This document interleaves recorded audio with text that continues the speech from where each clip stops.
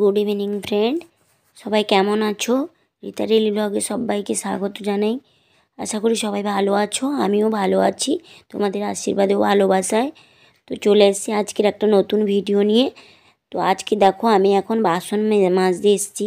মানে দুপুরের যে বাসনগুলো সব পড়েছিল বা সন্ধ্যায় চাটা খাওয়া হয়ে গেছে, সেই সব বাসনগুলো ধুতে এসেছি।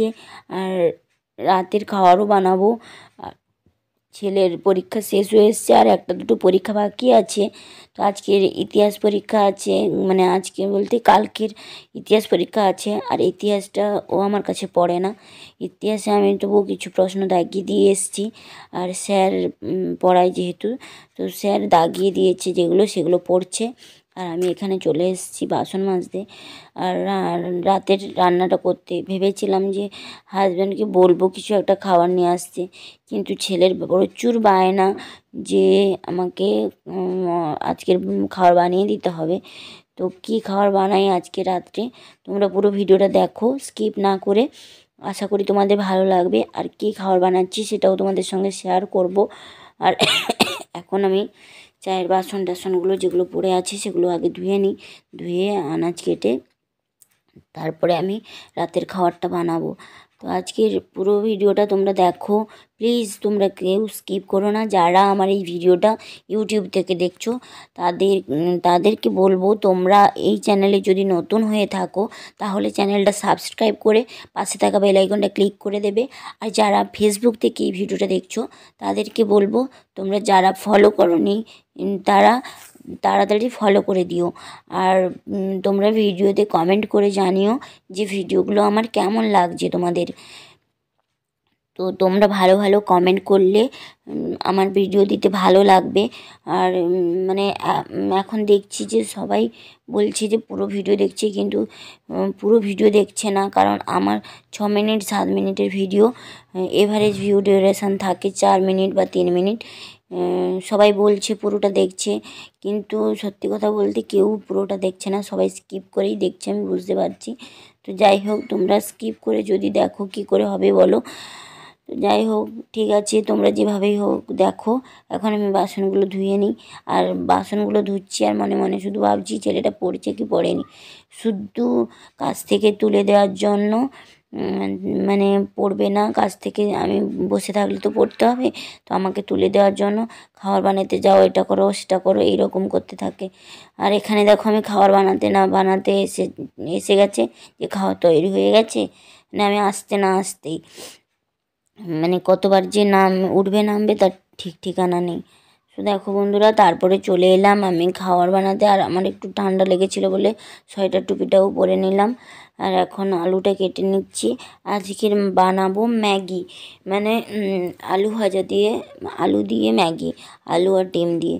ডিমটা দেবো না, কারণ ছেলের হঠাৎই একটু অ্যালার্জির বাড়াবাড়ি হয়ে গেছে, তাই ডিমটা দেবো না। এমনি আলুটা দিয়ে ম্যাগিটা ওকে ভেজে দেবো।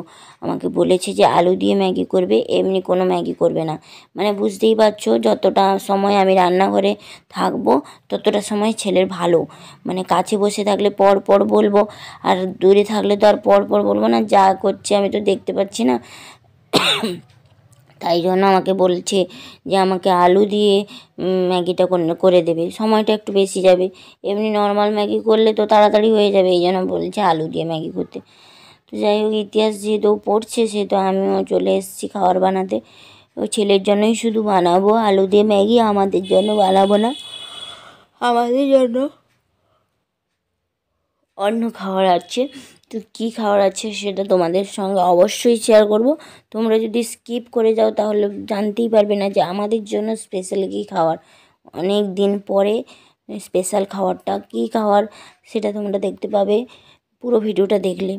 সো দেখতে থাকো। আর আমার মতো এই রকম আলু দিয়ে ম্যাগি ভাজা কার কার পছন্দ বলো। তো এটা আমারও খুবই পছন্দ, আর আমার ছেলেরও খুবই পছন্দ। দেখো আলু ভেজে নিয়েছি আগে, তারপর ম্যাগিটা একটু হালকা ভাপ দিয়ে সেদ্ধ করে নিয়েছি। তারপরে আলু আর ম্যাগি আর হচ্ছে তোমার চাউমিনের মশলা, আমার ম্যাগি মশলা তো দেবো না, কারণ পরীক্ষা আছে, গ্যাস শেষ হয়ে যাবে। এই জন্য একটু সস টস দিয়ে বানাবো, না হলে কিন্তু ম্যাগি মশলা দেই এতে ম্যাগি মশলা সস সমস্ত রকমের সস সোয়া সস টমেটো সস দিয়ে বানালে খুবই সুন্দর লাগে। তো বানানো আমার কমপ্লিট, আর হাজব্যান্ড বাড়ি চলে এসছে, আর ছেলে কি করছে জানি না। এ দেখো বানানো কমপ্লিট। আমি এক চামচ নিয়ে দেখব যে লবণ টবণটা ঠিক আছে কি না। তো তারপরে উপরে যাব, গিয়ে দেখাবো আমাদের খাবারটা কি আছে। তো এরকম খাবার ম্যাগি তোমাদের কার কার পছন্দ অবশ্যই কমেন্টে জানিও। আমার ছেলের তো এটা খুবই পছন্দ। এটা যদি করব বলি তাহলে আর তার কোনো লাগবে না, আর ডিম না দিলেও হবে, এরকম ম্যাগি করে দিতে হবে। তো চলো ছাদে যাই। দেখো এই যে আমাদের খাওয়ার, আমার শাশুড়ি মা দিয়ে গেছে পিঠা, পুর পিঠা। শীতের দিনে পুর পিঠা খুব নরম হয়েছিল, মিক্সিতে চাল গুঁড়ো করে করেছে, খুব নরম হয়েছিল আর খেতেও খুব সুস্বাদু হয়েছিল। তো পুর পিঠা কার কার ভালো লাগে বলো। আর আজকে ভিডিওটা এই পর্যন্ত। সবাই ভালো থেকো, সুস্থ